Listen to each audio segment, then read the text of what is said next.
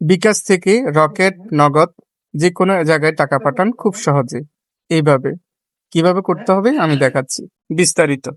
সর্বপ্রথম আমরা মোবাইল স্ক্রিনে চলে আসলাম। আসার পরে আপনাদের বিকাশ অ্যাকাউন্টে যাবেন। আমি বিকাশ অ্যাকাউন্টে লগইন করে ঢুকে গেলাম। ঢোকার পরে আপনারা স্ক্রল ডাউন করে একটু নিচে যাবেন। নিচে যাওয়ার পরে এই যে আপনারা দেখতে পাচ্ছেন অন্যান্য সেবাসমূহ। এখানেতে স্লাইড করবেন পাশে। স্লাইড করার পরে ৩ টি অপশন আছে দেখতে পাচ্ছেন। তার মধ্যে এনপিএসবি যেটা লিখা আছে ওইটাতে ক্লিক করবেন। আমি আপনাদেরকে দেখিয়ে দিচ্ছি। এখানে ক্লিক করবেন। ক্লিক করার পরে এখানে দেখতে পাচ্ছেন ২ টি অপশন। একটি ব্যাংক অ্যাকাউন্ট আরেকটা হচ্ছে যে এমএফএস অ্যাকাউন্ট। সো এখানে ক্লিক করবেন নিচেরটাতে। ক্লিক করার পরে এখানে আবার এমএফএস অ্যাকাউন্টে যোগ দিন এখানে ক্লিক করুন। সো এখানে ক্লিক করার পরে ৩ টি অপশন আসছে ট্যাপ, তারপর হচ্ছে রকেট, তারপর হচ্ছে নগদ। সো আমরা নগদেরটা দেখাবো। এখানে নগদে ক্লিক করলাম। ক্লিক করার পরে যদি এরকম তথ্য আসে, তথ্য হালনাগাদ করা প্রয়োজন, তাহলে আপনারা নতুন করে আবার তথ্য হালনাগাদ করবেন। তথ্য হালনাগাদ করার জন্য কি লাগবে সেটা তথ্য হালনাগাদে ক্লিক করুন। এখানে ক্লিক করলেই পাবেন।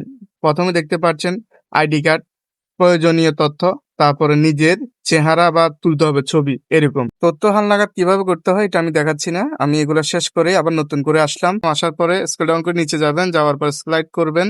স্লাইড করে আবার এনপিএসবি তে ঢুকবেন। এফএমএস অ্যাকাউন্টে ক্লিক করুন। এফএমএস অ্যাকাউন্টে যোগ দিন। এখানে ক্লিক করুন। ক্লিক করার পরে নগদে ক্লিক করুন। নগদে ক্লিক করার পরে এরকম অপশন আসবে। কি করতে হবে এখানে নির্দেশনাগুলো দেওয়া আছে। যাচাইয়ের জন্য আপনার চেহারা স্ক্যানিং করুন। নিচে লেখা আছে শুরু করুন। এখন এখানে ক্লিক করলাম। ক্লিক করার পরে এখানে একটা বৃত্ত আসলো। কয়েকবার চোখের পলক ফেলুন। আমি ফেললাম। ফেলার পরে মুখ খুলে হাসুন। সো আমি মুখ খুলে হাসতেছি। হাসি দিলাম। মুখ দাঁত দেখাচ্ছি। হাসি দিলাম। হয়ে গেল। তারপরে স্থির করে কতক্ষণ ক্যামেরার দিকে তাকিয়ে থাকার জন্য বলছে। আমি ক্যামেরার দিকে তাকিয়ে থাকলাম। একটু নড়াচড়া করলাম। করার পরে হয়ে গেল। আমার চেহারাটি যাচাই করতেছে। যাচাই সফল হয়েছে।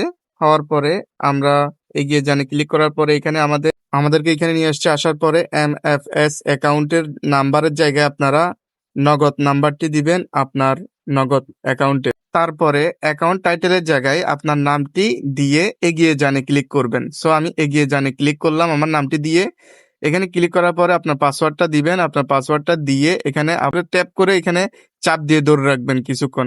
ধরে রাখার পরে দেখতেই পাচ্ছেন এমএফএস অ্যাকাউন্ট যোগ সফল হয়েছে। ঠিক আছে? সো এখান থেকে আমরা বের হয়ে যাব। বের হয়ে আমরা কিভাবে টাকা ট্রান্সফার করতে হয় সেটা আমরা দেখব। আবার এখানে ঢুকলাম।